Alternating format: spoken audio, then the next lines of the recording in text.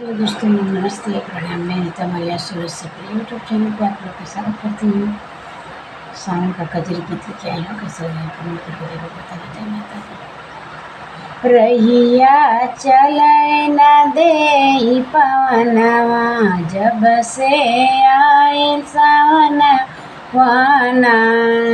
रहिया चलै न दे पवनवा, जब से आइल सावनवा ना।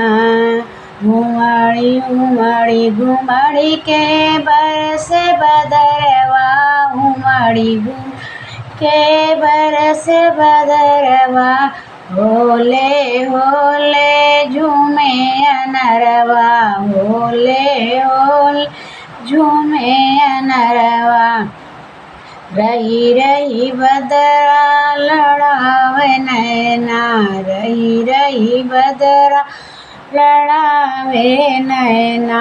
जब से आइल सावनवाना, रहिया चलै न दे पवनवा, जब से आइल सावनवाना। नई नई आइल गवने हमके पंछी,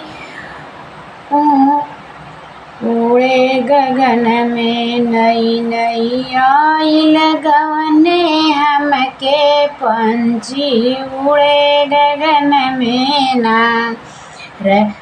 अवही गोदिया नाही ललनवा, आइल जब से सावनवाना। अबही गोदिया नाही ललनवा, जब से आए सावनवाना। रहिया चलै न दे पवनवा, जब से आइल सावनवाना। काली बदरिया घूंघट हटाए, बलमा रोज जलेबी खाए। महके धरती और गगनवा, जब से आइल सावनवाना। केतवा के ओरिया झूमे धनवा, जोहरी के बाल पे पड़ा चाना।